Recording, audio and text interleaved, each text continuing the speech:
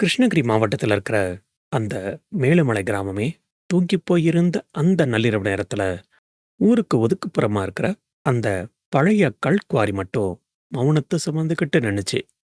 ஒரு காலத்துல நூத்துக்கணக்கான லாரிகள் வந்து போயி, வெடிச்சத்தமும், ஆட்களோட நடமாட்டமுமா இருந்த அந்த இடம், இப்போ மனுஷ நடமாட்டமே இல்லாம ஒரு பாழடைஞ்ச பிரதேசமா மாறிப் போயிருந்தது.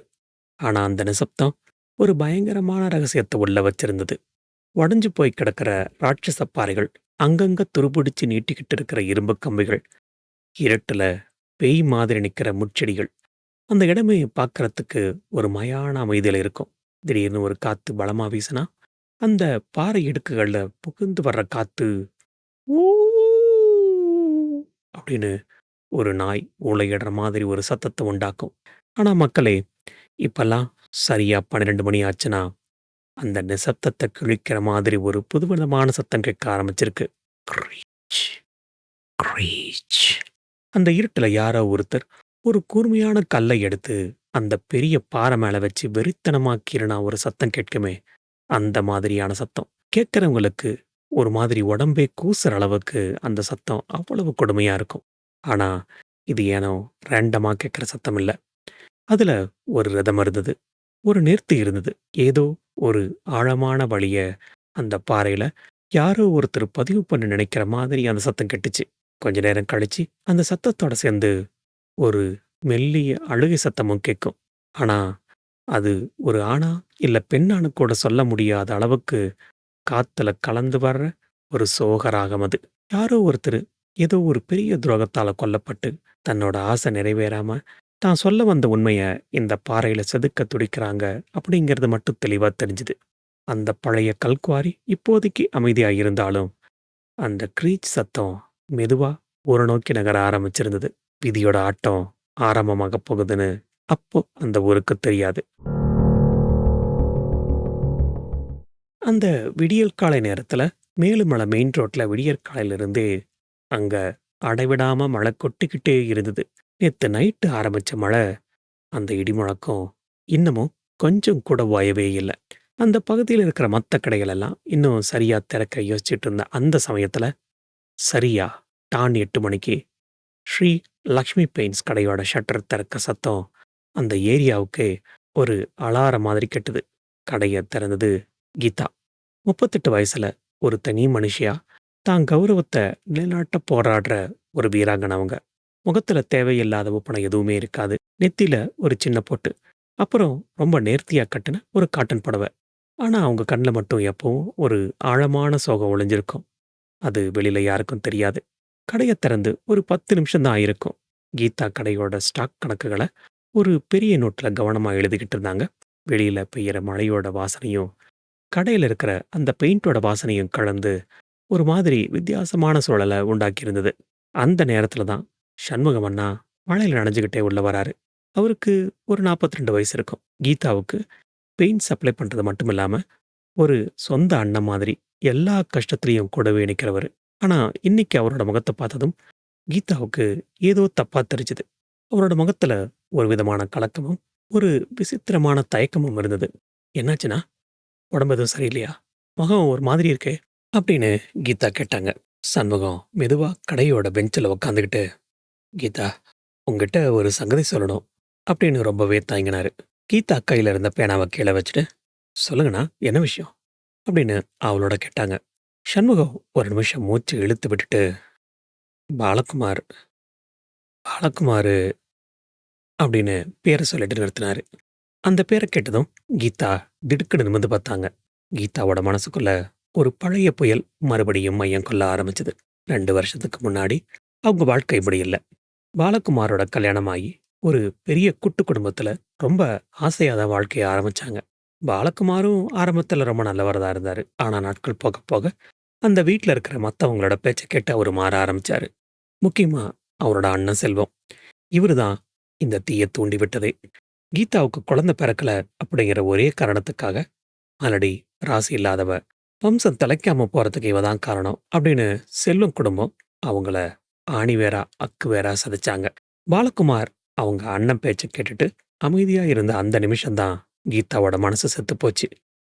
பாலா, பாலகுமார் அவரு இறந்துட்டாருமா அப்படின்னு சண்முகம் சொன்ன அந்த ஒரு வார்த்தை கீதாவோட காதுல இடி மாதிரி வந்து விழுந்தது. ஒரு நொடி அவங்க கையில இருந்த பேனா நழுவி தரையில விழுந்தது. "என்ன? என்னண்ணா சொல்றீங்க?" அப்படின்னு திக்கி திணறி கேட்டாங்க. சண்முகம் பெருமூச்சு விட்டுக்கிட்டு, "போன வாரம் மின்னல் தாக்கி அவர் இறந்துட்டாராமா. ஒரு வீட்ல இருந்தப்போ பக்கத்துல இருந்த ஒரு பாழடைஞ்ச கல்குவாரியில இந்த ஆக்சிடென்ட் நடந்திருக்கு." அப்படின்னு எல்லா விவரத்தையும் சொன்னாரு. குவாரி, மின்னல். கீதாவுக்கு உடம்பெல்லாம் ஒரு நிமிஷம் நடுங்க ஆரம்பிச்சது. அவர விட்டுட்டு வந்ததுக்கப்புறம் பாலகுமாரன பத்தி அவங்க பெருசா யோசிச்சதே இல்ல. ஆனா இப்ப திடீர்னு வந்த இந்த செய்தி அவங்கள மொத்தமா உலுக்கிடுச்சு. லக்ஷ்மி அம்மா, கீதாவோட 60 வயசு அம்மா. இவங்க தான் கீதாவுக்கு பெரிய பலமே. "வாடி வெளிய, நம்ம கௌரவமா வாழ்ந்து காட்டலாம்." அப்படின்னு கீதாவ அந்த நரகத்திலிருந்து வெளியில கூட்டிட்டு வந்ததே அவங்க தான். லக்ஷ்மி அம்மா கராரா சொல்ட்டாங்க. அவங்க நம்மள எவ்வளோ அவமானப்படுத்துனாங்க. இப்போ அவரு செத்துட்டாருன்னு சொல்லி நம்ம அங்க போய் முழிச்சுட்டு நிக்க வேணாம். கீதாவும் அத ஏத்துக்கிட்டாங்க. ஆனா இப்போ அவங்க மனசுக்குள்ள ஒரு புரியாத பயம் வந்து ஒட்டிக்கிச்சு. இந்த யோசனையில அன்னைக்கு பொழுது அப்படியே போச்சு. அன்னைக்கு ராத்திரி 11 மணி ஆச்சு. கீதா படுக்கைக்கு போனாலும் அவங்களுக்கு தூக்கம் வரல. கண்ண மூடுனா அந்த பழைய அசிங்கமான பேச்சுக்களும், பாலகுமாரோட சோகமான முகமும் தான் வந்துட்டு இருந்தது. மெதுவா தூக்கம் வர ஆரம்பிச்ச அந்த நேரத்துல, அந்த நிசப்தத்த கிழிக்கிற மாதிரி ஒரு சத்தம் கேட்டது. Creche, creche. திடீர்னு அந்த சத்தத்த கேட்டு கீதா திடுக்கிட்டு கண் விழிச்சாங்க. "என்ன சத்தம் இது?" அப்படின்னு மெதுவா வாசலுக்கு போய் பார்த்தாங்க. வாசல் கதவு பூட்டி தான் இருந்தது. ஆனா, வெளிய இருந்து அந்த சத்தம் தொடர்ந்து கேட்டுக்கிட்டே இருந்தது. "அம்மா, அம்மா எழுந்துங்க" அப்படின்னு குரல் கொடுத்தாங்க. லக்ஷ்மி அம்மாவும் வெளிய வந்தாங்க. 2 பேரும் அமைதியா நின்னு கவனிச்சாங்க. மறுபடியும் அதே சரக், சரக், சரக். "இது வெளியில இருக்கிற சிமெண்ட் தரை மேல யாரோ கல்ல வச்சு கிறுக்குற சத்தம் மாரி இருக்கே" அப்படின்னு லக்ஷ்மி அம்மா சொன்னாங்க. கீதா மெதுவா தைரியத்த வரவழைச்சுக்கிட்டு கதவ திறந்தாங்க. வெளியில யாரையும் காணோம். ஆனா சிமெண்ட் தரையில கல் துகள்லாம் சிதறி கிடந்தது. கீதா டார்ச் எடுத்து பார்த்தப்போ, அந்த தரையில ஒரு பாதி அரைவட்ட மாதிரி ஒரு பேட்டர்ன் செதுக்கப்பட்டிருந்தது. யாரோ ஒரு கல்ல வச்சு தரையில ஒரு கோலத்தோட ஒரு பகுதிய வரைஞ்சுட்டு போயிருக்காங்க. "அம்மா, அம்மா இது கோலம் இல்லம்மா. இது மாவுல போடல. கல் தூள்ல போட்ட மாரி இருக்கு." அப்படின்னு கீதா சொன்னப்போ, அவங்க குரல் நடுநடுங்குச்சு. 2 பேரும் பயத்துல உள்ள வந்து கதவ பூட்டிக்கிட்டாங்க.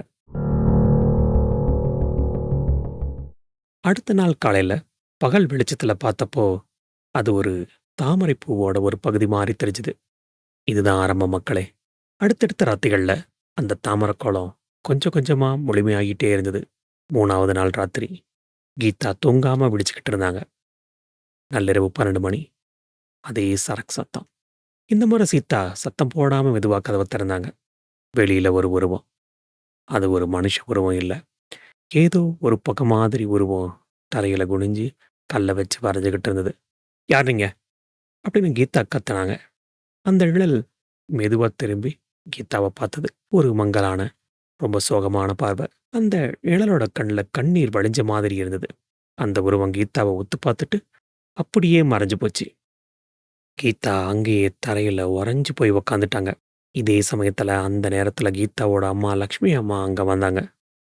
"அம்மா, அது ஒரு ஆவி. அது என்ன பார்த்துச்சு." அப்படின்னு கீதா கதறி அழ ஆரம்பிச்சாங்க. தரையில இப்போ அந்த தாமரைக் குளம் கிட்டத்தட்ட முழுமையா செதுக்கப்பட்டது. பாலகுமார் அவரு செத்ததுக்கு அடுத்த நாள்ல இருந்து தாம்மா இது ஆரம்பிச்சது. இது ஒருவேளை அவரோட ஆவியா இருக்குமோ? அப்படின்னு கீதா சொன்னப்போ அவங்க கண்ல இருந்த பயத்த விட, அந்த ஆவி ஏன் அவங்கள தேடி வந்தது? அப்படிங்கிற மர்மம் தான் அதிகமா இருந்தது. ஒரு பழிவாங்கும் ஆட்டம் ஆரம்பமாகப் போகுதுன்னு அப்ப அவங்களுக்கு தெரியாது. அந்த பயங்கரமான ராத்திரிக்கு அப்புறம், அடுத்த நாள் விடியல் காலை பொழுது விடிஞ்சப்போ, கீதா வீட்டு வாசல்ல ஒரு முழுமையான தாமரைக் குளம் செதுக்கப்பட்டிருந்தது. கீதாவும், லக்ஷ்மி அம்மாவும் எவ்வளவோ முயற்சி பண்ணி பார்த்தாங்க. ஆனா, அந்த தழும்ப சிமெண்ட் தரையிலிருந்து அழிக்கவே முடியல. அது ஏதோ அந்த தரையோட பிறந்து வளர்ந்த மாதிரி அவ்வளவு ஆழமா பதிஞ்சிருந்தது. கீதா உடனே ஃபோன் பண்ணி சண்முக அண்ணாவுக்கு நடந்த எல்லாத்தையும் சொன்னாங்க. சண்முக அண்ணா, "சரி, நேர்ல வா, எல்லாத்தையும் பேசிக்கலாம்." அப்படின்னு சொன்னாரு. கீதாவோட மனசுக்குள்ள ஒரு பெரிய பாரத்தோடவும், பயத்தோடவும் தான் அன்னைக்கு கடைக்கு கிளம்புனாங்க. ஆனா, அங்க அவங்களுக்கு காத்திருந்தது இன்னும் பெரிய அதிர்ச்சி. கடை முன்னாடி போய் சண்முக அண்ணாவோட சேர்ந்து அந்த பெரிய இரும்பு ஷட்டர தூக்குனப்போ, உள்ள அவங்க பார்த்த காட்சி அவங்க 2 பேரையும் அப்படியே உறைய வச்சிடுச்சு. உள்ள இருந்த பெயிண்ட் டப்பாக்கள் எல்லாம் கண்ட மேனிக்கு சிதறி தரையில விழுந்து கிடந்தது. "என்னாச்சு? நேத்து பூட்டிட்டு தானே போனோம்." அப்படின்னு சண்முகம் பதறினாரு. அங்க மெதுவா உள்ள போய் பார்த்தப்போ, கடையோட நடுத்தரையில கொட்டிக் கிடந்த அந்த அடர் சிகப்பு நிற பெயிண்ட், அதே தாமரை கோலம் வரையப்பட்டிருந்தது. அந்த சிவப்பு நிறம் அப்படியே ரத்தம் மாதிரி இருந்தது. அந்த தரையில பெயிண்ட் சிந்திப் போயிருந்த விதம், யாரோ ஒருத்தர் தன்னோட விரலால அந்த இடத்துல கோலம் போட்ட மாதிரி இருந்தது. "ஐயோ சாமி! இது இங்கேயுமா?" அப்படின்னு சண்முகம் அலறினாரு. கீதாவுக்கு அப்படியே தலையே சுத்துற மாதிரி இருந்தது. வீடு வரைக்கும் வந்த பிரச்சனை, இப்போ தங்களோட வாழ்வாதாரமான தொழில் வரைக்கும் வந்துருச்சுன்னு அவங்க உடைஞ்சு போயிட்டாங்க. விஷயம் மெதுவா ஊருக்குள்ள பரவ ஆரம்பிச்சது. ஊர்ல இருக்கிறவங்கலாம் சும்மா இருப்பாங்களா? செய்தி காட்டுத்தீ மாதிரி பரவ ஆரம்பிச்சது. "கீதா வீட்ல பேய் இருக்குதாம்பா. அவ புருஷன் பாலகுமாரன் ஆவிதான் அவங்கள பழிவாங்க வந்திருக்கு. அவ ஏதோ பாவம் பண்ணியிருப்பா. அதான் அந்த ஆவி அவள விடாம தொரத்துது." அப்படின்னு ஆளாளுக்கு ஒண்ணு பேச ஆரம்பிச்சாங்க. அதுலயும் அந்த பக்கத்து வீட்டு பாட்டி பார்த்த வேல, "ராத்திரி முழுக்க அவ வீட்ல இந்த பாலகுமாரன் அழுதுகிட்டே அலையற சத்தம் கேக்குதுடி." அப்படின்னு இல்லாததையும் பொல்லாததையும் சொல்லி ஊர் முழுக்க ஒரு பெரிய வதந்திய கிளப்பி விட்டாங்க. அதோட விளைவு ரொம்ப மோசமா இருந்தது. வழக்கமா விடியல் காலையில 10, 15 பெயிண்டர்ஸ் வந்து கடையில ஸ்டாக் எடுக்க நிப்பாங்க. ஆனா அன்னைக்கு ஒருத்தர் கூட வரல. அந்த கடையில பெயிண்ட் வாங்குனா ராசி இருக்காது. அந்த வீட்டு மேலயும் ஒரு ஆவியோட நிழல் படிஞ்சிருக்காம். அப்படின்னு யாரோ தப்பா சொல்லி வச்சிருந்திருக்காங்க. கீதா கடையில இருக்கிற அந்த சின்ன சேர்ல உட்காந்து தலைய தாங்கி பிடிச்சுக்கிட்டாங்க. "நான் என்ன தப்பு பண்ணேன்? கஷ்டப்பட்டு இந்த தொழில வளர்த்தேன். இப்போ எல்லாம் இப்படி போகுதே!" அப்படின்னு அவங்க மனசுக்குள்ள புலம்ப ஆரம்பிச்சாங்க. சண்முகம் அண்ணா அவங்க பக்கத்துல வந்து நின்னு, "கவலைப்படாதம்மா, எல்லாம் சரியாயிடும்." அப்படின்னு ஆறுதல் சொன்னாரு. ஆனா பிரச்சனை அத்தோட முடியல மக்களே. மதியானம் ஒரு 2 மணி இருக்கும். போஸ்ட்மேன் சைக்கிள் பெல் அடிக்கிற சத்தம் கேட்டது. "கீதா மேடம், உங்களுக்கு ஒரு ரிஜிஸ்டர் போஸ்ட் வந்திருக்கு." அப்படின்னு சொல்லி ஒரு கவர நீட்டினாரு. கீதா அத வாங்கி பிரிச்சு பார்த்தாங்க. அது ஒரு வக்கீல் நோட்டீஸ். அனுப்புனது யாருன்னு பார்த்தா, பாலகுமாரனோட அண்ணன் செல்வம். விஷயம் என்னன்னா, பாலகுமாரன் பேர்ல இருக்கிற சொத்துக்கள் எல்லாமே அவரோட குடும்ப வாரிசு உரிமை சட்டப்படி அவரோட அண்ணன் செல்வனுக்கே சேரும். கீதாவுக்கு இதுல எந்த உரிமையும் இல்ல. அப்படி உரிமை கொண்டாடினா சட்டப்படி நடவடிக்கை எடுக்கப்படும். அப்படின்னு அந்த நோட்டீஸ்ல எழுதியிருந்தது. கீதாவுக்கு கோபம் தலைக்கேறிச்சு. யாரு சொத்து கேட்டா? அந்த மனுஷன் உயிரோட இருந்தப்பவே எனக்கு எதுவும் வேணான்னு சொல்லிட்டு உதறிட்டு தானே வந்திருக்கேன். இப்போ அவரு செத்ததுக்கு அப்புறம் என்னை இப்படி தொரத்தி தொரத்தி நிம்மதியாவே இருக்க விட மாட்டாங்களா? அப்படின்னு அவங்க ஆத்திரத்துல கத்துனாங்க. அந்த நோட்டீஸ அப்படியே கிழிச்சு எறிய போனப்போ திடீர்னு ஒரு காகிதம் அவங்க கண்ல பட்டுச்சு. அந்த வக்கீல் நோட்டீஸ்ல பாலகுமாரனோட டெத் சர்டிபிகேட்டோட நகலும் இணைக்கப்பட்டிருந்தது. கீதா அத மெதுவா எடுத்து பார்த்தாங்க. அதுல இறப்புக்கான காரணம் நேச்சுரல் கலாமிட்டீஸ், லைட்னிங் ஸ்ட்ரைக், அதாவது மின்னல் தாக்குதல் அப்படின்னு தெளிவா போடப்பட்டிருந்தது. ஆனா அந்த தேதிய பார்த்தப்ப தான் கீதாவுக்கு பெரிய அதிர்ச்சி காத்திருந்தது. பாலகுமாரன் இறந்தது போன வாரம் செவ்வாய்க்கிழமை அப்படின்னு போட்டிருந்தது. கீதா ஒரு நிமிஷம் உறைஞ்சு போயிட்டாங்க. ஏன்னா அந்த செவ்வாய்க்கிழமை ராத்திரி தான் முதலா அவங்க வீட்டு வாசல்ல அந்த மர்மமான க்ரீச் சத்தம் கேட்டது. "சண்முகமண்ணா, இங்க பாருங்க." அப்படின்னு கீதா பதட்டத்தோட சண்முகத்த கூப்பிட்டாங்க. அவரு செத்த அதே அன்னைக்கு நைட்டு எப்படி இந்த சத்தம் நம்ம வீட்டுக்கே வரும்? அதுவும் மின்னல் தாக்கி இறந்தா ஆவி உடனே அலையுமா? அப்படின்னு கேட்டாங்க. சண்முக அண்ணா ரொம்ப நேரம் யோசிச்சுட்டு, "கிராமத்துல சொல்லுவாங்க கீதா, யாராவது ஆசை நிறைவேறாம துர்மரணம் அடைஞ்சாதான் உங்க ஆவி இப்படி அலையும்னு. பாலகுமாரனுக்கும் உனக்கும் தான் பேச்சே இல்லையே. அப்புறம் அவருக்கு என்ன ஆசை பாக்கி இருக்க போகுது?" அப்படின்னு சொல்லி கேட்டாரு. அப்பத்தான் கீதாவுக்கு அந்த தாமரை குளம் ஞாபகத்துக்கு வந்தது. தாமரை அப்படின்னா, அவரு தான் தினம் இந்த மாரி நைட்ல அந்த தாமரை குளத்த செதுக்குறாருன்னா, அது வெறும் விளையாட்டுக்காக இல்ல. இதுல ஏதோ பெரிய அர்த்தம் இருக்கு அப்படின்னு சொல்லி சொன்னாங்க. கீதா இப்போ அந்த சேர்ல இருந்து எழுந்து நின்னாங்க. அவங்க கண்ல இருந்த அந்த பயம் இப்போ மறைஞ்சு ஒரு தெளிவு வந்தது. நான் அந்த செல்வம் சும்மா சொத்துக்காக நோட்டீஸ் அனுப்பல. அவன் ஏதோ ஒரு பெரிய உண்மைய மறைக்க பார்க்குறான். பாலகுமாரன் சாவுல ஏதோ ஒரு மர்மம் இருக்கு. மின்னல் தாக்கி இறந்ததா சொல்றது எல்லாம் பொய் அப்படின்னு என் உள் மனசு சொல்லுது. அப்படின்னு உறுதியா சொன்னாங்க. இப்போ என்ன செய்ய போற கீதா? அப்படின்னு சண்முகம் அண்ணா கேட்க, கீதா விறுவிறுன்னு கடைய விட்டு வெளியே வந்தாங்க. நம்ம இப்போ பாலகுமாரன் இருந்த ஊருக்கு போகப் போறேன். அந்த பாழடைஞ்ச கல்குவாரிக்குள்ள இறங்கி பார்க்கப் போறேன். அந்த ஆவி ஏன் என்ன தேடி வருதுன்னு நான் கண்டுபிடிச்சே தீருவேன் அப்படின்னு சொல்லி சொன்னாங்க. "தனியாவா? வேணாம் கீதா, அது ரொம்ப ஆபத்து." அப்படின்னு சண்முக அண்ணா கவலையோட சொன்னாரு. "நீங்க வரீங்களா அண்ணா? இல்ல நான் தனியா போகட்டுமா?" அப்படின்னு கீதா கேட்க, சண்முகம் அண்ணா வேற வழியே இல்லாம, "சரி, அந்த ஆவிக்கு என்னதான் வேணும்னு நேர்லயே போய் கேட்டுறலாம்." அப்படின்னு சொல்லி சொன்னாரு. அன்னைக்கு சாயங்காலமே கீதாவோட கடைய பத்திரமா பூட்டிட்டு, அம்மா லக்ஷ்மி கிட்ட விவரத்த சொல்லிட்டு அங்கருந்து கிளம்புனாங்க. ஒரு பெரிய போர்க்களத்துக்கு போற வீரர்கள் மாதிரி அவங்க 2 பேரும் அந்த ஊர நோக்கி போனாங்க. ஆனா அவங்களுக்கு தெரியாது, அவங்க தேடி போற உண்மை கற்பனைய விட ரொம்ப பயங்கரமா இருக்கப் போகுதுன்னு. கீதாவும், சண்முகம் அண்ணாவும், பாலகுமார் இருந்த அந்த சின்ன கிராமத்துக்கு பஸ்ல வந்து இறங்குனப்போ, பொழுது கிட்டத்தட்ட விடிஞ்சிருந்தது. அந்த ஊர் கிருஷ்ணகிரி மாவட்டத்தோட எல்லை ஓரத்துல சுத்தி மலைகளும், பச்சை பசேல்னு விவசாய நிலங்களுமா ரொம்ப அழகா இருந்தது. ஆனா கீதாவுக்கு அந்த அழகு எதுவுமே கண்ல படல. அவங்க மனசு முழுக்க அந்த சரக்கு சத்தமும், வாசல்ல செதுக்கப்பட்ட அந்த தாமரக் கோலமும் தான் ஓடிக்கிட்டு இருந்தது. கீதா, இப்போ நேரா வீட்டுக்கு போறது ஆபத்துன்னு தோணுது. அந்த செல்வம் அண்ணன் நம்மள பார்த்தாவே சண்டைக்கு வருவாரு. ஏற்கனவே வக்கீல் நோட்டீஸ் வேற அனுப்பியிருக்கான்.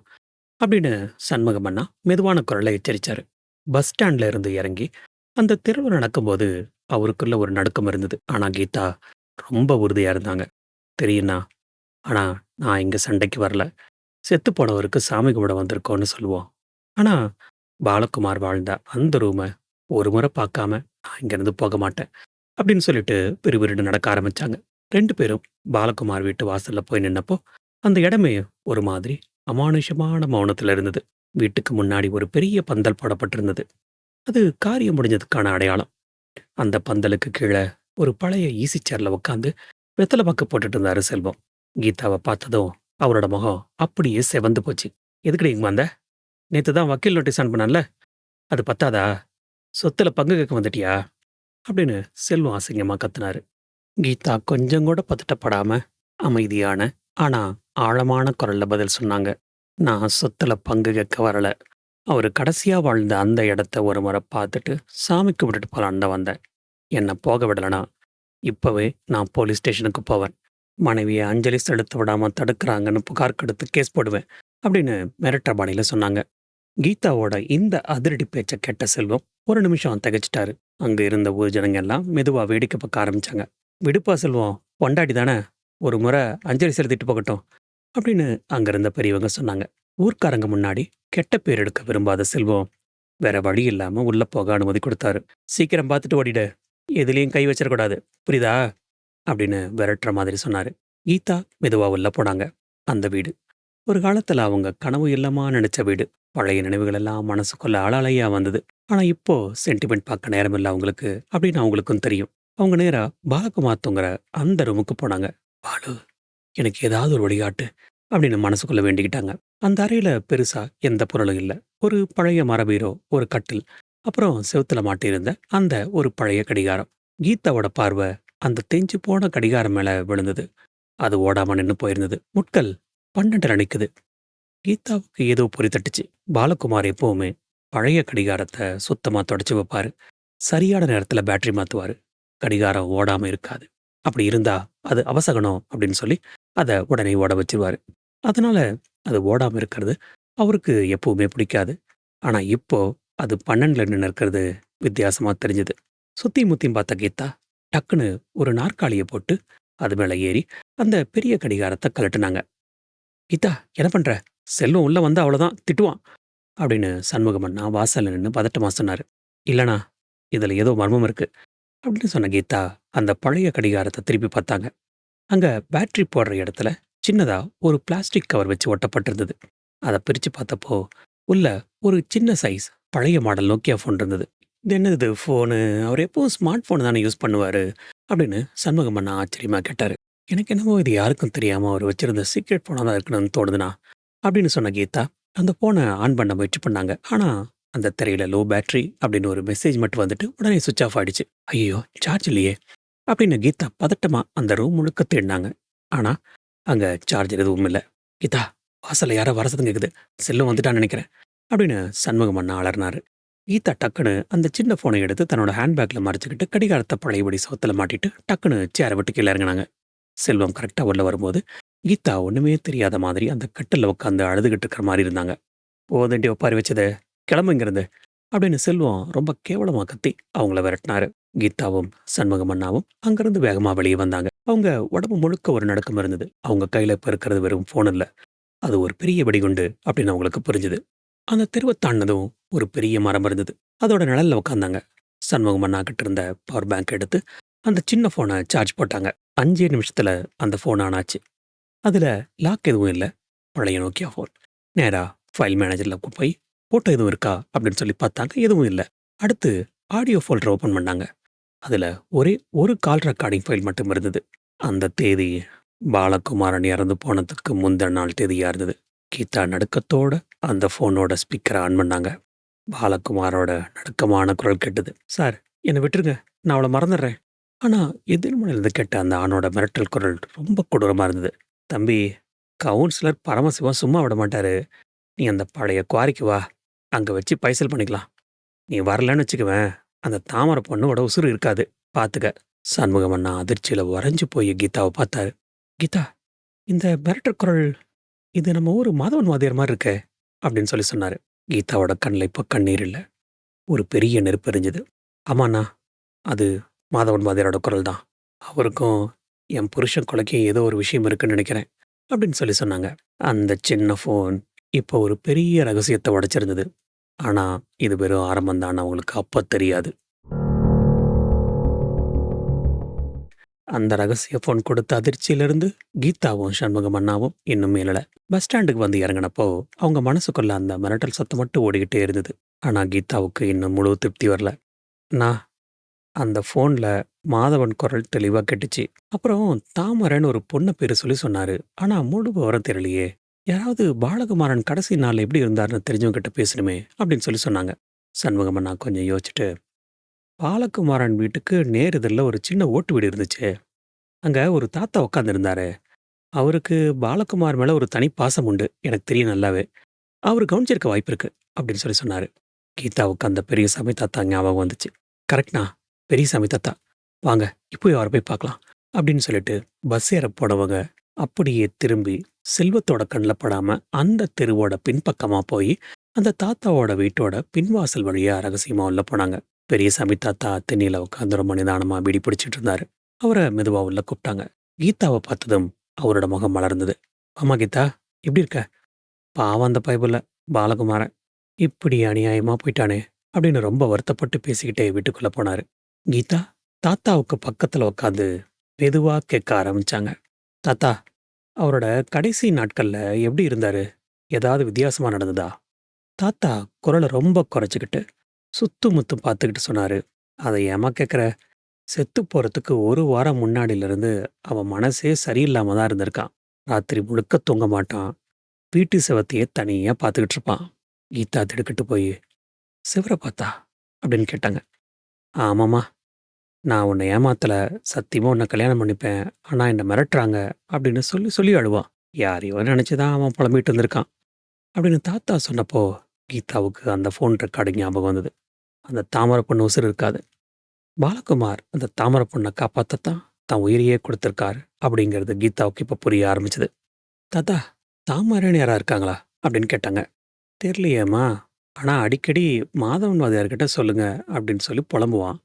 அந்த மாதவன் தான் ஏதோ கோல்மால் பண்ணியிருக்கான். அவன் மேலுமனையில ஸ்கூல்ல வேலை பார்த்துட்டு இருக்கான். ஆனா கவுன்சிலர் பரமசிவத்துக்கு வலது கை மாதிரி அப்படின்னு தாத்தா சொன்னாரு. கவுன்சிலர் பரமசிவம். அந்த பேரச் சொன்னதும் கீதாவுக்கு உடம்பெல்லாம் ஒரு நடுக்கம் வந்தது. அவரு அந்த ஊர்ல பெரிய ரவுடி அரசியல்வாதி. "சரி தாத்தா, நான் கிளம்புறேன். இதை யார்கிட்டயும் சொல்லிக்க வேணாம்." அப்படின்னு சொல்லிட்டு கீதா நேரா போன இடம் மேலுமலை போலீஸ் ஸ்டேஷன். அங்க இன்ஸ்பெக்டர் மூர்த்தி இவங்கள பார்த்ததும் எரிச்சலா கேட்டாரு. "என்னம்மா மறுபடியும்? கேஸ் தான் எல்லாம் முடிஞ்சு போச்சுல்ல. ஃபைல க்ளோஸ் பண்ணியாச்சு. இப்ப என்ன வேணும்?" கீதா ரொம்ப உறுதியா நின்னாங்க. "சார், எனக்கு பாலகுமாரோட போஸ்ட்மார்ட்டம் ரிப்போர்ட் வேணும். நான் அவரோட மனைவி. எனக்கு அதுல முழு உரிமை இருக்கு." அப்படின்னு சொல்லி கேட்டாங்க. "அது மின்னல் தாக்கி செத்த சாவுமா. ரிப்போர்ட்ல ஒண்ணும் புதுசா இருக்காது." அப்படின்னு இன்ஸ்பெக்டர் மூர்த்தி மழுப்புனாரு. ஆனா கீதா விடல. "பரவாயில்ல சார், அத குடுங்க." அப்படின்னு கராரா கேட்டதும் அவரு அலுத்துக்கிட்டே ஒரு ஃபைலை எடுத்து முன்னாடி போட்டாரு. கீதா அந்த ரிப்போர்ட்ட வேகமா புரட்டி பார்த்தாங்க. அவங்களுக்கு ஆங்கிலம் அவ்வளவா தெரியாது அப்படின்னாலும், சண்முகம் அண்ணா அந்த மருத்துவ வார்த்தைகள படிச்சு பார்த்துட்டு அதிர்ச்சியில உறைஞ்சு போனாரு. "கீதா, இங்க பாரு. Cause of death cardio respiratory arrest due to severe head injury.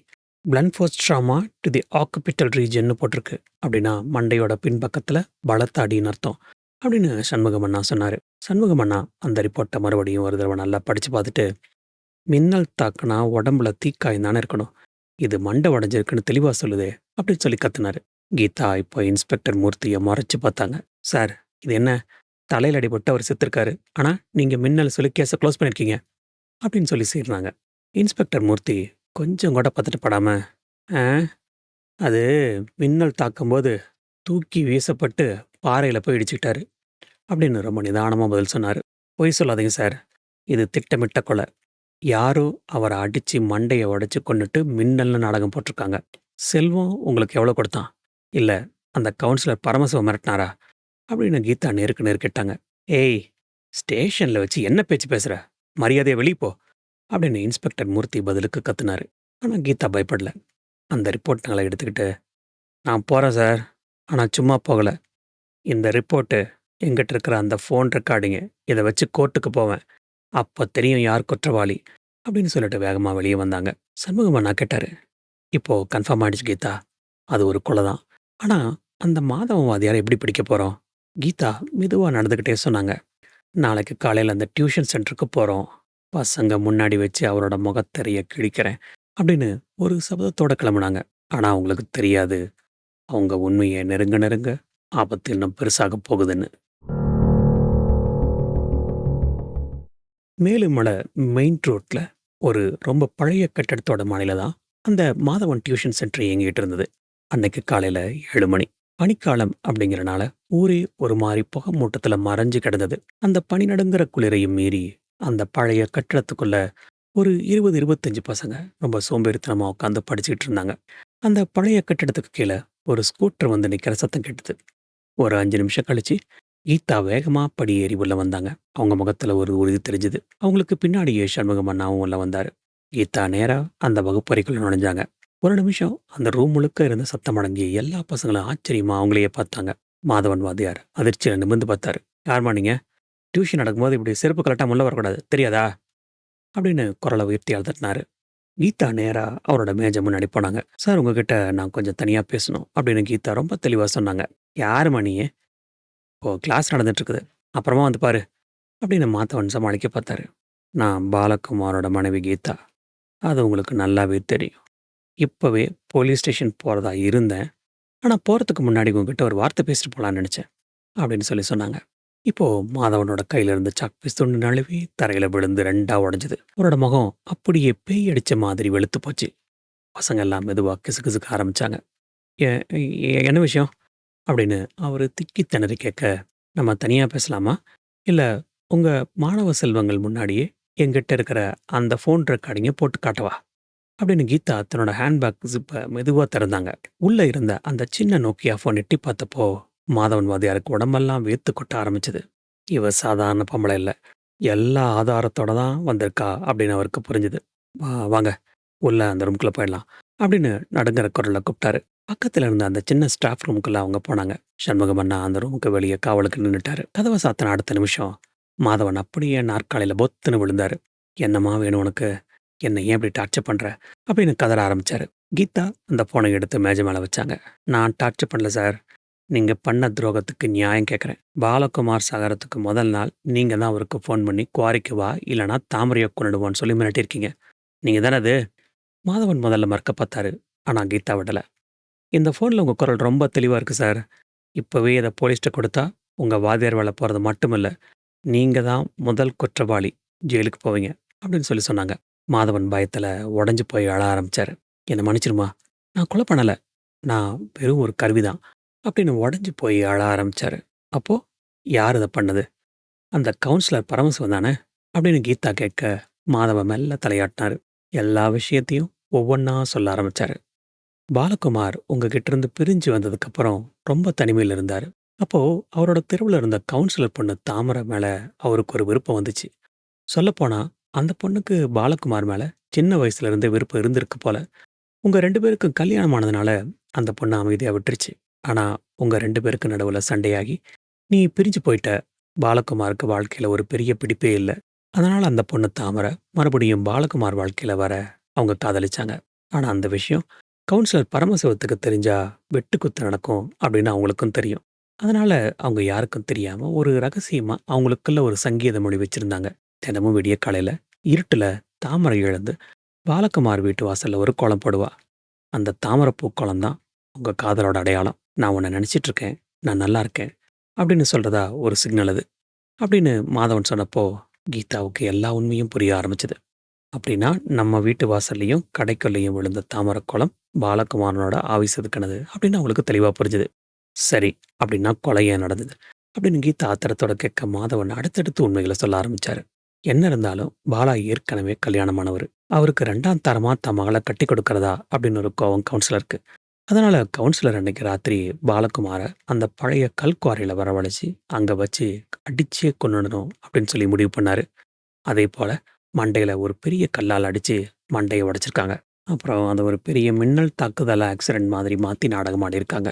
நான் சொன்னா, "பாலா ஏன் எதுக்குன்னு கேட்காம எங்க வேணா வருவான்." அப்படிங்கிறனால என்ன விட்டே ஃபோன் பண்ண சொன்னாரு.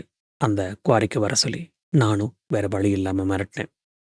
"சரி, இப்ப தாமரை எங்க?" அப்படின்னு கீதா கேட்க, அவள அந்த வீட்டுக்குள்ளேயே பூட்டி வச்சிருக்காங்க. பாலகுமார் அவள ஏமாத்திட்டு ஓடி போயிருக்கான்னு பொய் சொல்லி, அவள பைத்தியம் மாதிரி ஆக்கி வச்சிருக்காங்க அந்த பரமசிவம். அப்படின்னு மாதவன் சொன்னாரு. கீதாவுக்கு இத கேட்டதும் பயங்கர ஷாக். இப்போ உங்களுக்கு 2 வழி தான் சார் இருக்கு. ஒண்ணு நீங்க கோர்ட்டுக்கு வந்து அப்ரூவரா மாறி உண்மைய சொல்லணும்.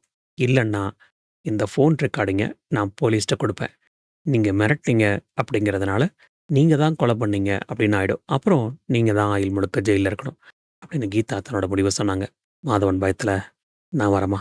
நானே சாட்சி சொல்றேன்." அப்படின்னு சொல்லி ஒத்துக்கிட்டாரு. கீதா வேகமா அந்த ரூம விட்டு வெளிய வந்தாங்க. சண்முகம் அண்ணாவ பார்த்து, "இப்பவே நாம அந்த கவுன்சிலர் பரமசிவம் வீட்டுக்கு போறோம்னா, அந்த தாமரைய மீட்கணும்." அப்படின்னு சொல்லிட்டு விறுவிறுன்னு கிளம்ப ஆரம்பிச்சாங்க. கவுன்சிலர் பரமசிவத்தோட அந்த பெரிய பங்களா ஊர் எல்லையில ஒரு சின்ன அரண்மனை மாதிரி கம்பீரமா நின்னுட்டு இருந்தது. சுத்தி உயரமான காம்பவுண்ட் சுவரு, மேல இரும்பு முட்கம்பிகள், அப்புறம் அந்த பெரிய இரும்பு கேட். இதெல்லாம் பார்க்கறதுக்கே ஒரு மிரட்டலா இருந்தது. உள்ள விலை உயர்ந்த கார்கள் வரிசையா நின்னுட்டு இருந்தது. அந்த பெரிய தென்னந்தோப்புக்கு நடுவுல இருந்த அந்த வீட்ல ஒரு அமானுஷமான அமைதி நிலவுச்சு. வாசல்ல 2 முரட்டுத்தனமான ஆட்கள் கையில கம்பு வச்சுக்கிட்டு யாரையும் உள்ள விடாம காவல் காத்துக்கிட்டு இருந்தாங்க. சண்முகம் அண்ணா தன்னோட ஸ்கூட்டர அந்த தென்னந்தோப்புக்கு தூரத்துல ஒரு மறைவான இடத்துல நிப்பாட்டினாரு. அவரோட முகத்துல இப்ப பயம் தெளிவா தெரிஞ்சது. "கீதா, இது ரொம்ப ஆபத்தான இடம். இது சிங்கத்தோட குகை மாதிரி. உள்ள போனா நம்மால உயிரோட வெளிய வர முடியுமான்னு தெரியல. மாதவன் வாதியார் தான் சாட்சி சொல்ல ஒத்துக்கிட்டார்ல. நம்ம ஏன் போலீஸ கூட்டிட்டு வரக்கூடாது?" அப்படின்னு மறுபடியும் அப்ப சொன்னதையே திரும்ப கேட்டாரு. ஆனா கீதாவோட கண்ல ஒரு பிடிவாதம் தெரிஞ்சது. "இல்லண்ணா, போலீஸ் வர்றதுக்குள்ள அந்த தாமரைய காப்பாத்தணும். அவ கொடுக்க போற சாட்சி ரொம்ப முக்கியம். அத வச்சு தான் பரமசிவத்த உள்ள தள்ள முடியும். அது மட்டும் இல்லாம, அவரோட ஆவிக்கு ஒரு நிம்மதி வேணும்னா, தாமரைக்கு உண்மைய சொல்லியே ஆகணும்." அப்படின்னு சொல்லி சொன்னாங்க. சண்முகம் அண்ணாவ அங்கேயே இருக்க சொல்லிட்டு, கீதா ரொம்ப தைரியமா அந்த மெயின் கேட்டுட்டு போனாங்க. அங்க இருந்த காவலாளி அவங்கள தடுத்து, "யாரும்மா நீங்க? ஐயா இப்ப மதிய தொகுதியில இருக்காரு. யாரையும் பார்க்க மாட்டாரு." அப்படின்னு மிரட்டுற மாதிரி கேட்டான். கீதா கொஞ்சம் கூட பதட்டப்படல. ஏன்னா, மனசுக்குள்ள ஏற்கனவே இதுக்காக ஒரு பொய் தயார் பண்ணி வச்சிருந்தாங்க. "நான் சேலத்துலேருந்து வரேங்க. தாமரைக்கு ஒரு நல்ல இடத்துல வரன் வந்திருக்கு. கல்யாண புரோக்கர் தான் அனுப்பி வச்சாரு. பொண்ண ஒரு முறை நேர்ல பார்த்துட்டு ஜாதகம் வாங்கிட்டு போக சொன்னாங்க. ஐயா கிட்ட ஏற்கனவே ஃபோன்ல அப்பாயின்ட்மென்ட் வாங்கியிருக்கனே." அப்படின்னு ரொம்ப நிதானமா சொன்னாங்க. கல்யாண பேச்சுன்னு சொன்ன உடனே, அந்த ஆளுங்களுக்கு எந்த சந்தேகமும் வரல. "சரிம்மா, சத்தம் போடாம உள்ள போங்க. ஐயா எழுந்ததும் பேசுங்க. பொண்ணு மாடியில தான் இருக்கு." அப்படின்னு வழிவிட்டான். கீதா மெதுவா உள்ள நுழைஞ்சாங்க. அந்த வீட்டோட பிரம்மாண்டம் அவங்கள ஒரு நிமிஷம் ஆச்சரியப்பட வச்சாலும், அங்க நிலவன அந்த அமைதி அவங்களுக்குள்ள ஒரு நடுக்கத்த உண்டாக்குச்சு. வேலைக்காரங்க எல்லாம் சத்தம் போடாம ஒரு நிழல் மாதிரி நடமாடிக்கிட்டு இருந்தாங்க. அங்க இருந்த ஒரு வயசான வேலைக்காரகிட்ட கீதா மெதுவா போய், "பாட்டி, தாமரையோட ரூம் எது?" அப்படின்னு மெல்லிய குரல்ல கேட்டாங்க. அந்த பாட்டி பரிதாபமா மேல கை காட்டிட்டு, "மாடியில இருக்கிற அந்த கடைசி ரூம் தான். ஆனா பாப்பா யாரையும் பார்க்காது. அதுக்கு உடம்பும் சரியில்ல, மனசும் சரியில்ல." அப்படின்னு சொல்லிட்டு போயிட்டாங்க. கீதா விறுவிறுன்னு படியேறி மாடிக்கு தனியா போனாங்க. அந்த மாடியோட கடைசி ரூம் பார்க்கறதுக்கே ஒரு ஜெயில் மாதிரி இருந்தது. ஏன்னா, கதவு வெளியே இருந்து பூட்டப்பட்டிருந்தது. கீதா அந்த ரூமோட ஜன்னல் கம்பிகள் வழியா உள்ள எட்டி பார்த்தாங்க. உள்ள ஒரே இருட்டுலகம். ஜன்னல் வழியா வர வெளிச்சம் மட்டும்தான் அந்த ரூமுக்கு. அங்க ஒரு மூலையில தாமரை சுருண்டு படுத்திருந்தாங்க. தலைமுடி கலைஞ்சு, கண்கள் குழி விழுந்து, ஒரு உயிருள்ள பிணம் மாதிரி அவங்க இருந்த காட்சி கீதாவோட மனச சுக்குநூறா உடைச்சது. அவங்க பக்கத்துல அந்த பிளேட்ல இருந்த அந்த சாதம் இன்னும் தொடப்படாததுனால, தாமரை சரியா சாப்பிடல அப்படிங்கிறது அவங்களுக்கு தெளிவா புரிஞ்சுது. "தாமரை, தாமரை" அப்படின்னு கீதா மெதுவா ஜன்னல தட்டுனாங்க. தாமரை மெதுவா தலைய தூக்கி பார்த்தாங்க. ஆனா, அந்த துடிப்பான பொண்ணு இப்ப உயிரே இல்லாத ஒரு உருவமா இருந்தாங்க. "யாருங்க நீங்க? மறுபடியும் எனக்கு ஊசி போட வந்திருக்கீங்களா?" "நான் பைத்தியம் இல்ல. தயவு செஞ்சு போயிடுங்க." அப்படின்னு ஒரு நலிஞ்ச குரல்ல சொன்னாங்க. கீதா உடனே, "இல்லம்மா, நான் டாக்டர் இல்ல. நான் பாலகுமாரோட ஒய்ஃப் கீதா." அப்படின்னு சொன்னாங்க. அந்த பேர கேட்டதும் தாமரைக்குள்ள ஒரு மின்சாரம் பாய்ஞ்ச மாதிரி இருந்தது. தாமரை துள்ளி எழுந்து ஜன்னல் கிட்ட ஓடி வந்து அந்த கம்பிய இறுக்கி பிடிச்சுக்கிட்டாங்க. "பாலகுமார் மனைவியா? அக்கா, நீங்களா? அவரு இப்ப எப்படி இருக்காரு? எங்க அப்பா சொன்னாரு, அவரு என்ன ஏமாத்திட்டு வேற ஒரு ஊருக்கு போயிட்டாருன்னு. அங்க அவருக்கு இன்னொரு கல்யாணம் ஆயிடுச்சுன்னு சொன்னாரே, அது உண்மையாக்கா?" அப்படின்னு அழுதுகிட்டே கேட்டாங்க. ஒரு அப்பா தான் சொந்த பொண்ணுகிட்டயே ஒரு பொய்ய சொல்லி, அவள பைத்தியமாக்க முயற்சி பண்ணத நெனச்சப்போ, கீதாவுக்கு ஆத்திரம் வந்தது. கீதா தாமரையோட கைய ஜன்னல் வழியா பிடிச்சுக்கிட்டு, "இல்லம்மா, அவரு உன்ன ஏமாத்தல. கடைசி நிமிஷம் வரைக்கும் அவரு உன்னத்தான் நெனச்சுட்டு இருந்தாரு." அப்படின்னு சொன்னாங்க. "அப்ப ஏன்க்கா அவரு என்ன ஒரு தடவ கூட பாக்க வரல? நான் தினமும் விடிய காலையில 4 மணிக்கே அவருக்கு சிக்னல் கொடுக்க கோலம் போட்டுட்டு தான் இருந்தேன்." அப்படின்னு தாமரை கேட்க, கீதாவுக்கு இப்ப உண்மைய சொல்லியே ஆகணும் அப்படிங்கிற கட்டாயம் வந்தது. "தாமரை, அவரு இனி வரமாட்டாரும்மா. அவரு இறந்துட்டாரு." அப்படின்னு சொன்னாங்க. அந்த வார்த்தைய கேட்டதும் தாமரை அப்படியே சிலையா நின்னு போயிட்டாங்க. "இறந்துட்டாரா?" அப்படின்னு தாமரை ஒரு மாதிரி அதிர்ச்சியில கேட்க, "ஆமாம்மா, உன் அப்பா ஆளுங்க தான் அவர அந்த பழைய குவாரிக்கு கூட்டிட்டு போய் கொன்னுட்டாங்க. மின்னல் தாக்கி செத்தார்ன்னு பொய் சொல்லியிருக்காங்க." அப்படின்னு கீதா மொத்த உண்மையையும் உடைச்சாங்க. ஒரு சில நிமிஷங்கள்ல நடந்த அத்தனையும் சொன்னாங்க. எல்லாத்தையும் கேட்டுட்டு ஒரு நிமிஷம் அமைதியா இருந்த தாமரை, திடீர்னு ஒரு பைத்தியக்காரத்தனமான சிரிப்பு சிரிக்க ஆரம்பிச்சாங்க. கண்ல இருந்து தண்ணி அருவி மாரி கொட்டுச்சு. "பொய், பொய், எல்லாம் பொய். அவரு எனக்காக வருவாரு. எனக்கு சிக்னல் குடுப்பாரு." அப்படின்னு சொல்லிட்டு தரையில உட்கார்ந்தாங்க. கையில இருந்த சின்ன சாக் பீஸ் துண்ட வச்சு தரையில வெறித்தனமா ஒரு கோலத்த போட்டாங்க. அதே கிரீச் சத்தம். அந்த சத்தத்த கேட்டதும் கீதாவுக்கு அங்கேயே உறைஞ்சு போச்சு. ஏன்னா, அதே சத்தம் தான் அவங்க வீட்டு வாசல்லயும், பெயிண்ட் கடையிலயும் ஒவ்வொரு நைட்டும் கேட்டுட்டு இருந்தது. தாமரை இப்போ தரையில அதே தாமரைப்பூ கோலத்த வரைஞ்சிட்டு இருந்தாங்க. "பாருங்கக்கா, இந்த கோலத்த பார்த்தா அவரு வருவாரு. இதுதான் எங்க காதலோட சிக்னல். அவரு ஆவியா வந்து என்ன தேடுவாரு." அப்படின்னு தாமரை சொன்னப்போ கீதாவுக்கு ஒரு விஷயம் தெளிவா புரிஞ்சுது. அந்த பாலகுமாரோட ஆவி தாமரையோட இந்த கோலத்த தான் ஒரு சவுண்டா ரீகிரியேட் பண்ணி கீதாவ இந்த இடத்துக்கு வரவழைச்சது அப்படின்னு அவருக்கு புரிஞ்சுது. "என்ன தேடி வா.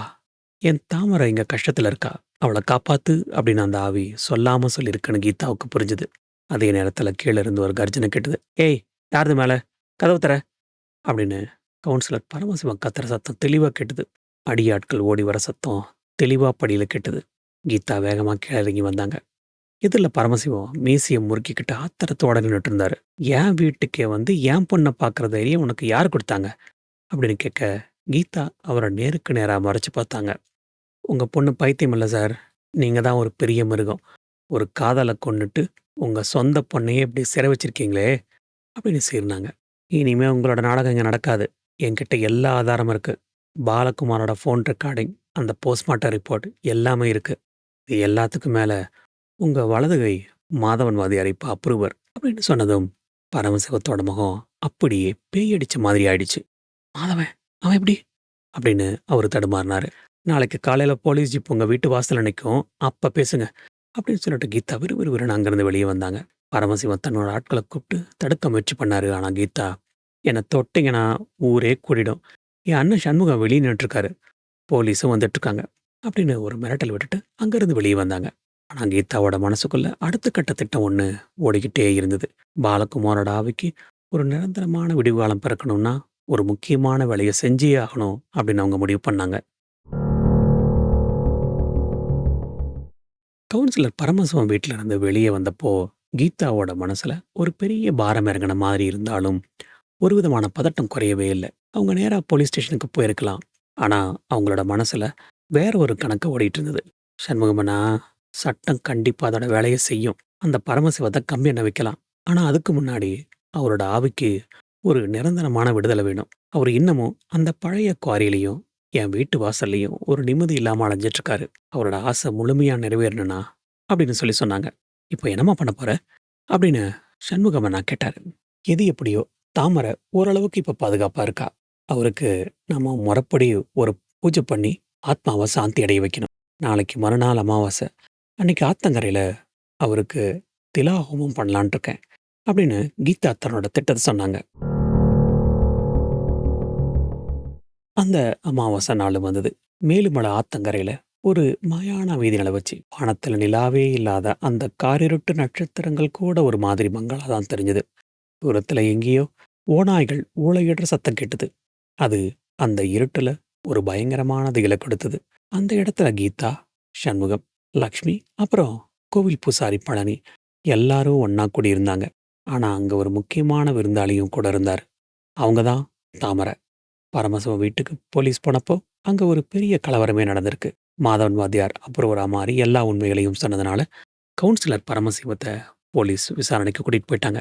அந்த சந்தர்ப்பத்தை பயன்படுத்திக்கிட்ட கீதா தான் அந்த நரகத்திலிருந்து தாமரைய முழுசா வெளியே கூட்டிட்டு வந்தாங்க. தாமரை இப்போ கொஞ்சம் தெளிவா இருந்தாலும் அவங்க கண்ணில் இருக்கிற அந்த சோகம் இன்னும் அப்படியே தான் இருந்தது. பூசாரி பழனி அண்ணா ஆத்தங்கரையில ஒரு பெரிய வாழை இலைய விரிச்சாரு. அதுல எள்ளும் பொரியும் கலந்து ஒரு படையல் மாதிரி வச்சாரு. அந்த இலையோட நடுவுல பாலகுமார் உயிரோடு இருந்தப்ப ஆசையா போட்ட ஒரு பழைய சட்டைய வச்சாங்க. அம்மா, இது சாதாரண சாவில்ல, ஒரு துர்மரணம். அதுவும் ஆசை நிறைவேறாம பாதியில போன உசுரு. இதுக்கு சாதாரண படையல் மட்டும் பத்தாது அப்படின்னு பூசாரி பழனி என்ன சொன்னாரு. இந்தம்மா, இந்த 108 அகல் விளக்கையும் நீ தான் ஏத்தணும். ஒவ்வொரு விளக்கும் அவரோட நிறைவேறாத ஒவ்வொரு ஆசையை குறிக்குது. தாமரை, நீ இந்த விளக்குக்கு நடுவுல பூ போடணும். உங்க 2 பேர் கையாலையும் அவருக்கு மோட்சம் கிடைக்கணும் அப்படின்னு பூசாரி சொன்னாரு. கீதா ஒவ்வொரு விளக்கா ஏத்தும்போது அவங்க கண்ணுல இருந்து தண்ணீர் கொட்ட ஆரம்பிச்சது. அந்த நேரத்துல காத்து ரொம்ப பலமா வீச ஆரம்பிச்சது. ஆனா ஒரு பெரிய அதிசயம் நடந்தது. அத்தனை காத்து வீசியும் அங்க இருந்த ஒரு விளக்கு கூட அணையவே இல்லை. இது ஏதோ ஒரு கண்ணுக்கு தெரியாத சக்தி அந்த விளக்குகளை தன் கையால பாதுகாக்கிற மாதிரி ஒரு உணர்வு அங்க இருந்த எல்லாருக்கும் வந்தது. தாமரை கையில இருந்த ரோஜா பூக்களை வச்சுக்கிட்டு விம்மி விம்மி அழுதாங்க. மன்னிச்சிருக்கு மாமா, என்னாலதான் உங்களுக்கு இவ்வளவு பெரிய குடும்பம் நடந்திருக்கு. என்னை காப்பாத்த போய் நீங்க உங்க உயிரை விட்டுட்டீங்களே அப்படின்னு அழுதுகிட்டே சொன்னாங்க. கீதா அவங்க தோளை தொட்டு ஆறுதல் சொன்னாங்க. அழாத தாமரை, அவரு உனக்காக தான் சந்தோஷமா போயிருக்காரு. இனிமே நீ நிம்மதியா வாழ்றதுதான் அவருக்கு நீ கொடுக்க போற மிகப்பெரிய மரியாதை அப்படின்னு சொல்லி சொன்னாங்க. பூசாரி பழனி அண்ணா மந்திரங்களை ரொம்ப சத்தமா முழங்க ஆரம்பிச்சாரு. மந்திரங்கள் அந்த தனிமையான ஆத்தங்கரையில எதிரொலிச்சது. கீதா அந்த படைகள் தட்டை தூக்கிக்கிட்டு மெதுவா ஆத்து தண்ணியில இறங்குனாங்க. என்னங்க, நீங்க ஆசைப்பட்ட வாழ்க்கை உங்களுக்கு கிடைக்கல. ஆனா உங்களுக்கு சேர வேண்டிய நீதி இப்ப கிடைச்சிருக்கு. தாமரை இனிமே என் பொறுப்பு. அவளை நான் கண்ணும் கருத்துமா பார்த்துப்பேன். அந்த பழி வாங்குற கோபத்தை விட்டுட்டு நிம்மதியா போயிட்டு வாங்க அப்படின்னு கீதா மனமுருகி வேண்டிக்கிட்டாங்க. மெதுவா அந்த 108 விளக்குகளையும் கீதா ஆத்து தண்ணியில மிதக்க விட்டாங்க. அந்த இருட்டு ஆத்துல அந்த 108 விளக்குகளும் மிதந்து போற காட்சி பார்க்கறதுக்கே ஒரு தங்க நதி மாதிரி ரொம்ப அழகா இருந்தது. ஆனா அங்கதான் இன்னொரு பெரிய அதிசயம் காத்துக்கிட்டு இருந்தது. அந்த விளக்குகள் எல்லாம் கொஞ்ச தூரம் தள்ளி போனதும் தானா ஒண்ணு சேர்ந்து ஒரு பெரிய தாமரைப்பூ வடிவத்துல மாற ஆரம்பிச்சது. அங்க இருந்த எல்லாரும் அப்படியே திகைச்சு போய் நின்னாங்க. திடீர்னு ஒரு பெரிய காத்து அங்கர சத்தத்தோட வீசுச்சு. அந்த விளக்குகள் எல்லாம் ஒரே நேரத்துல டப்புன்னு அணைஞ்சு போச்சு. ஆனா அணைஞ்சதுக்கு அப்புறம் வர்ற புகை வாசனை அங்க வரல. அதுக்கு பதிலா மல்லிகைப்பூ வாசனை அந்த இடத்த நிறைச்சது. தாமரை வானத்தை பார்த்து கும்பிட்டாங்க. அவரு போயிட்டாருக்கா, அவரு போயிட்டாரு அப்படின்னு சொல்லி சொன்னாங்க. பூசாரி பழனி அண்ணா நிம்மதியா ஒரு பெருமூச்சு விட்டாரு. சாந்தி ஆயிடுச்சுமா, அவர் கிளம்பிட்டாரு அப்படின்னு சொல்லி சொன்னாரு. அன்னைக்கு ராத்திரிக்கு அப்புறம் கீதா வீட்டு வாசல்லையோ இல்ல பழைய குவாரிலையோ அந்த கிரீச் சத்தம் கேட்கவே இல்லை. அந்த ஆவிக்கு ஒரு நிரந்தரமான விடிவு காலம் பிறந்துருச்சு. ஆனா கீதாவோட வாழ்க்கையில நடந்த அந்த மாற்றங்கள் இப்பதான் ஒரு புதிய ஆரம்பத்தை நோக்கி நகரப்போகுது. காலங்கள் ரொம்ப வேகமா உருண்டு போச்சு மக்களே. மாதவன் வாதியார் கோர்ட்ல கொடுத்த அந்த அப்புறம் ஒரு வாக்கு மூலம் பாலகுமார் உயிருக்கு ஆபத்து வரணும்னு தெரிஞ்சு அந்த பழைய கடிகாரத்துக்குள்ள மறைச்சு வச்சிருந்த அந்த ரகசிய போன் ரெக்கார்டிங், அப்புறம் எல்லா உண்மைகளையும் அக்கு வேற ஆணி வேறையா உடைச்ச அந்த போஸ்ட்மார்ட்டம் ரிப்போர்ட், இது எல்லாம் சேர்ந்து கவுன்சிலர் பரமசிவத்தை தப்பிக்க முடியாத அளவுக்கு சட்டத்துக்கு முன்னாடி நிறுத்துச்சு. அந்த ஊர்ல பல வருஷமா ஒரு பெரிய ராஜாவா ஆட்டம் போட்டுக்கிட்டு இருந்த அந்த ரவுடி அரசியல்வாதியோட சாம்ராஜ்யம் ஒரு சாதாரண பெண்ணோட துணிச்சலால மொத்தமா ஒரு முடிவுக்கு வந்தது. பரமசிவத்துக்கு ஆயுள் தண்டனை கிடைச்சப்போ அந்த ஊர் ஜனங்க நிம்மதியா ஒரு பெருமூச்சு விட்டாங்க. பாலகுமாரோட அண்ணன் செல்வம் இவ்வளவு நாளா சொத்துக்காக ஆசைப்பட்டு தன்னோட தம்பியோட சாவையே மறைக்க பார்த்தவரு இப்போ சட்டத்தோட பிடி நெருங்கின உடனே பயந்து நடுங்கி போயிட்டாரு. சட்டப்படி பாலாவுக்கு வர வேண்டிய சொத்து வந்தது. அதை கூட கீதா தாமரை பேர்ல எழுதி வச்சுட்டாங்க. இவ்வளவும் ஏன் கீதா பண்ணாங்க அப்படின்னா, தன்னோட கணவர் மேல வச்ச அன்பான்னு கேட்டா, என்னதான் பிரிஞ்சிருந்தாலும் அன்பு விட்டு போயிடாது இல்லையா? கூடவே அந்த அப்பாவி பொண்ணான தாமரையோட வாழ்க்கை நல்லா இருக்கணும் அப்படிங்கிறதுக்காக இது அத்தனையும் பண்ணாங்க. இப்ப தாமரை அந்த பழைய இருட்டு அறையில சுருண்டு கிடக்கிற ஒரு பொண்ணு இல்ல. அவங்க கீதாவோட பெயிண்ட் கடையில இப்போ அக்கவுண்ட் கவனிச்சுக்கிற வேலைய செய்றாங்க. இப்போ ஒரு நம்பிக்கையான, அழகான புது பொண்ணா அவங்க மாறிட்டாங்க. தினமும் காலையில கடவாசல்ல வண்ணமயமான அழகான ரங்கோலி கோலம் போடுறது இப்போ தாமரை தான். கீதாவோட பிசினஸ் இப்போ கொஞ்சம் கொஞ்சமா வளர்ந்துகிட்டு இருக்கு. தாமரையும் கீதாவும் அப்பப்போ இப்பவும் அந்த பழைய கல்குவாரி பக்கம் போறது உண்டு. எப்பெல்லாம் போறாங்களோ அப்பெல்லாம் அந்த இடத்த ஒரு மெல்லிய புன்னகையோட பார்த்துப்பாங்க. ஆல்ரைட் மக்களே, இந்த கதை இந்த இடத்துல முடிவுக்கு வருது. நான் இந்த கதையை எப்படி பண்ணியிருக்கேன் அப்படின்னு கீழே இருக்கிற கமெண்ட் பாக்ஸில் மறக்காம சொல்லுங்க. உங்களுக்கு பிடிச்சிருந்தா லைக் பண்ணுங்க. உங்களோட ஃப்ரெண்ட்ஸ் அண்ட் ஃபேமிலிக்கு ஷேர் பண்ணுங்க. மறக்காம சப்ஸ்கிரைப் பண்ணுங்க. மீண்டும் ஒரு நல்ல கதையில சந்திப்போம். அது வரைக்கும் டாடா பை பாய்.